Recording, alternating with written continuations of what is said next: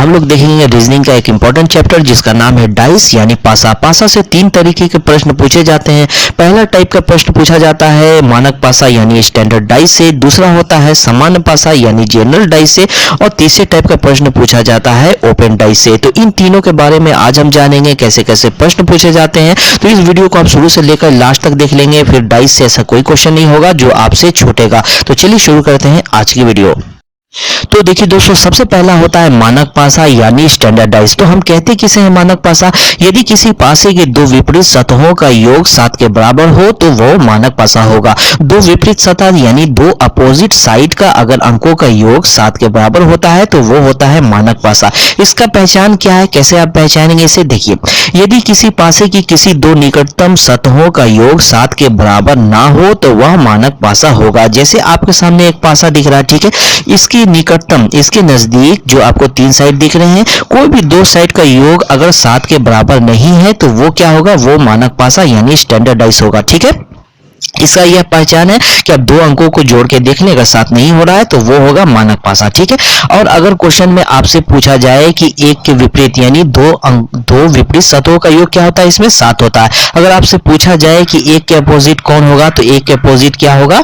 जोड़ के आपको 7 लाना है, एक के अपोजिट 6 होगा, इन दोनों को जोड़ के 7 आ रहा है। ठीक है, तो 3 के अपोजिट पूछा जाए तो 3 के अपोजिट होगा 4, और 5 के अपोजिट अगर पूछा जाए तो 5 के विपरीत होगा 2।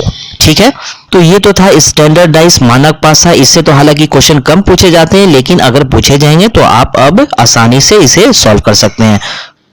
तो अब चलिए दूसरा देखते हैं जो सबसे इंपॉर्टेंट है, सामान्य पासा यानी जनरल डाइस। तो सामान्य पासा हम कहते किसे हैं? देखिए, यदि किसी पासे के किसी भी दो निकटतम सतहों का योग 7 के बराबर हो तो वह समान पासा होगा, या पासे के सभी फलकों पर कोई ना कोई अक्षर या चिन्ह हो तो वह समान पासा होगा। देखिए, आपके सामने एक पासा दिख रहा है, ठीक है, तीन फेस आपके सामने दिखते हैं। ठीक है, तीन फेस में से कोई भी दो फेस के अंकों का योग, ठीक है, कोई भी निकटतम दो फेस के अंकों का योग अगर 7 के बराबर है तो वह होगा समान पासा। जैसे यहाँ 6 और 1 को अगर आप जोड़ेंगे तो 7 हो जाएगा। तो देखने से ये आपको पता चल जाएगा कि ये एक समान पासा। या फिर कोई अक्षर या कोई चिन्ह हो जो आपको दिख रहे हैं तीन फेस में, तो वो क्या होगा? वो समान पासा होगा। ठीक है, अब देखिए इससे कैसे कैसे प्रश्न पूछे जाते हैं। इससे देखिए दो केस बनते हैं। ठीक है, दो केस बनते हैं ऐसे प्रश्न में, समान पासे के प्रश्न में दो केस बनते हैं। तो चलिए हम देखते हैं केस 1। ठीक है,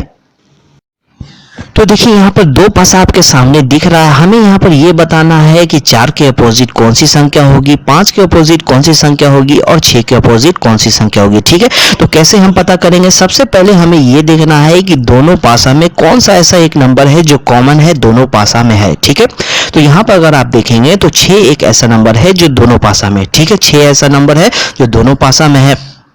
तो हमें करना क्या होगा?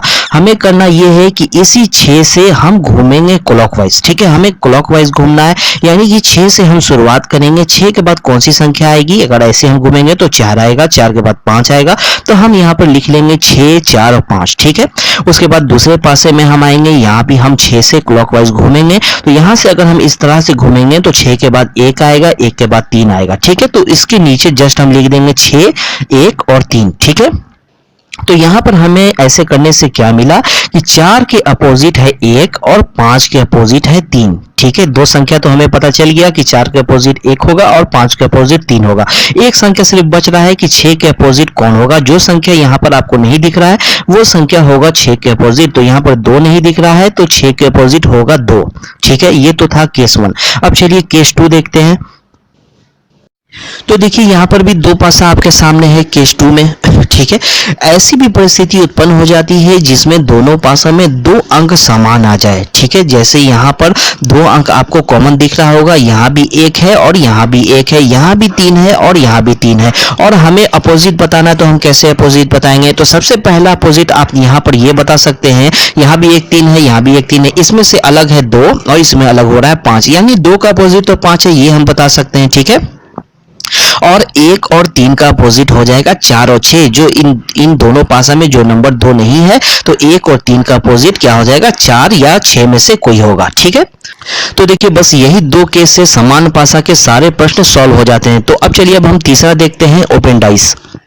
तो देखिए यहाँ पर ओपन डाइस में किसी भी पासे को खोलने पर निम्नलिखित मुख्य चार स्थिति प्राप्त हो सकता है। ठीक है, ये जो आपके सामने चार पासा दिख रहा है ओपन डाइस का, किसी भी पासे को अगर आप खोलेंगे तो इन चार तरीके से वो पासा खोल सकता है। ठीक है, तो यहाँ पर अगर हम कहें कि इस बॉक्स में जो भी नंबर होगा तो इसका अपोजिट कौन होगा, इसका अपोजिट होगा ये बॉक्स में जो नंबर होगा, एक बॉक्स हमें छोड़ कर लेना है। ठीक है, इस तरह से अगर हम इस बॉक्स पे जो नंबर होगा, ठीक है, इसका अपोजिट कौन सा नंबर होगा, जो इस बॉक्स में होगा। ठीक है, और इसका अपोजिट कौन होगा, जो इस बॉक्स में है उसका अपोजिट ये होगा। ठीक है, उसी तरह से अगर हम दूसरे में आ जाएं तो इसका अपोजिट कौन होगा, इस बॉक्स में जो नंबर होगा इसका अपोजिट इस बॉक्स वाला नंबर होगा, और इसका अपोजिट ये होगा और इसका अपोजिट ये हो जाएगा। ठीक है, उसी तरह से इस तीसरे में इस बॉक्स का अपोजिट हो जाएगा ये बॉक्स वाला नंबर। ठीक है, और इसका अपोजिट ये हो जाएगा और इसका अपोजिट ये होगा। ठीक है, समझ रहे हैं बात को आप। और उसके बाद अगर हम इस चौथे में आ जाएं तो इस बॉक्स का अपोजिट ये होगा, इसका अपोजिट ये होगा और इसका अपोजिट ये हो जाएगा। चलिए तो अब हम क्वेश्चन देखते हैं।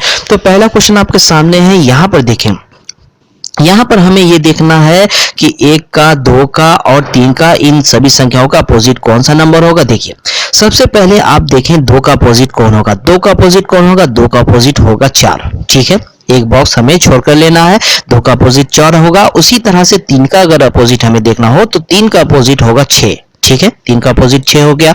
अब यहाँ पर बच रहा 5 और 1, यानी कि 1 का अपोजिट 5 है, 5 का अपोजिट 1 है। ठीक है, तो अब चलिए दूसरा क्वेश्चन देखते हैं। यहाँ दूसरे क्वेश्चन में कहा जा रहा है, ये जो ओपन डाइस आपको दिख रहा है, ठीक है, इसे अगर फोल्ड कर कर पासा बनाया जाए तो किस तरह से ये हमें दिखेगा, जिसके लिए 4 ऑप्शन दिया हुआ है। कहा जा रहा है कि इन 4 ऑप्शन में से ये फोल्ड कर कर कौन सा ऐसा ऑप्शन है जिस तरह से ये दिखेगा। ठीक है, तो इसे सॉल्व करने के लिए सबसे पहले हमें क्या करना है, हमें देखना है कौन से नंबर के अपोजिट कौन सा नंबर है। जैसे यहाँ पर 4 के अपोजिट 6 है, ठीक है, और 1 के अपोजिट 3 है और 5 के अपोजिट 2 है। ठीक है, तो यहां पर आप देख लें कि 4 के अपोजिट अगर 6 है तो 4 और 6 दोनों एक साथ नहीं दिख सकता है। ठीक है, और 1 और 3 एक साथ नहीं दिख सकता है, और 5 और 2 एक साथ नहीं दिख सकता है। ठीक है, नहीं दिख सकता है। तो यहां पर आप पहले ऑप्शन में अगर देखें तो यहां पर क्या हमें दिख रहा है, 1 और 3 साथ में दिख रहा है, जबकि ये दोनों तो अपोजिट है, ये दोनों साथ में निकटतम नहीं दिख सकता है, तो ये ऑप्शन हमारा गलत होगा। ठीक है,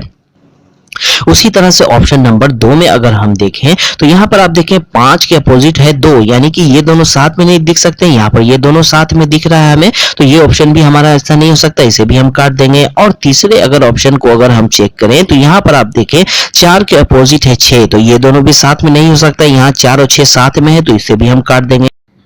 तो अब देखिए ऑप्शन नंबर 4 में, ऑप्शन नंबर 4 में 1 है, तो 1 के अपोजिट यहाँ पर 3 है, तो देखिए इन दोनों संख्या में से 3 नहीं है यहाँ पर। ठीक है, और दूसरा संख्या है 4, 4 के अपोजिट 6 है, तो 6 भी यहाँ पर नहीं है, और यहाँ पर तीसरा संख्या है 5, 5 के अपोजिट 2 है, तो 2 भी यहाँ पर नहीं है, यानी ऑप्शन नंबर 4 होगा हमारा इस क्वेश्चन का आंसर। ठीक है, अब चलिए एक और एग्जाम्पल देख लेते हैं। तो यहाँ पर जैसे ओपन डाइस एक और आपके सामने दिख रहा है, जहाँ पर अल्फाबेट आपको दिया हुआ है, अगर इस ओपन डाइस को फोल्ड कर कर डाइस बनाया जाए तो किस तरह का डाइस बनेगा। ठीक है, तो यहाँ पर सबसे पहले हम देख लेते हैं कौन सा ऐसा लेटर है जिसके अपोजिट है। तो यहाँ पर डी के अपोजिट कौन है, डी के अपोजिट होगा एफ, ए के अपोजिट होगा सी और ई के अपोजिट होगा बी। ठीक है, यानी हमें ये देखना है डी और एफ साथ में नहीं आना चाहिए, ए और सी साथ में नहीं आए और ई और बी साथ में नहीं आए। तो यहाँ पर पहले ऑप्शन को अगर हम चेक करेंगे, पहले ऑप्शन को अगर हम चेक करेंगे तो यहाँ पर आप देखें ए और सी एक दूसरे के अपोजिट है, तो ये दोनों साथ नहीं हो सकते हैं, तो यहाँ पर तो साथ में है ए और सी, तो इसे हम काट देंगे, ये ऑप्शन हमारा गलत है। ठीक है,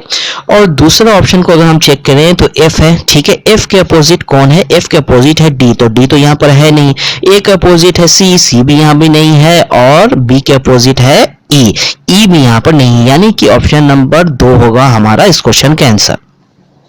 तो अब चलिए एक और लास्ट एग्जांपल देख लेते हैं, ये भी काफी इंपॉर्टेंट है ओपन डाइस के लिए। ऐसे भी प्रश्न आपसे पूछे जा सकते हैं अगर इस तरह का डाइस है, तो आप क्या करेंगे, देखिए यहाँ पर सबसे पहले हम देखते हैं कौन सी संख्या किसके अपोजिट है। तो यहाँ पर आप देख लें 2 के अपोजिट हो जाएगा 4, 3 के अपोजिट हो जाएगा 1। ठीक है, एक संख्या यहाँ पर बच रहा है बीच वाला संख्या। ठीक है, इसका अपोजिट कौन सा संख्या होगा, इस 5 का अपोजिट क्या होगा, जो ये कॉर्नर पर ये जो 4 चिन्ह आपको दिख रहे हैं, यहाँ माइनस का साइन दिख रहा है, यहाँ आपको प्लस का साइन दिख रहा है, यहाँ गुने का और यहाँ डिवाइड का साइन दिख रहा है। ठीक है, इसे जब हम मोड़कर एक पासा बनाएंगे तो ये चारों कोना आपस में मिल जाएगा, जो कुछ इस तरह का दिखेगा। ठीक है, इस तरह का दिखेगा, तो 5 के अपोजिट ये हो जाएगा। ठीक है, तो देखिए दोस्तों, यहाँ पर हमने सारे टाइप के प्रश्नों को देख लिया है। अब इसके नेक्स्ट पार्ट में हम कुछ प्रश्नों का यहाँ पर सेट को सॉल्व करेंगे, जिसमें सिर्फ प्रश्न होंगे और उसे हम लोग सॉल्व करेंगे। तो उम्मीद है दोस्तों ये वीडियो आपको काफी पसंद आया होगा। तो वीडियो पर लाइक जरूर कर दें और अगर इस चैनल पे आप नए हैं तो चैनल को सब्सक्राइब जरूर कर लें। Okay, thank you.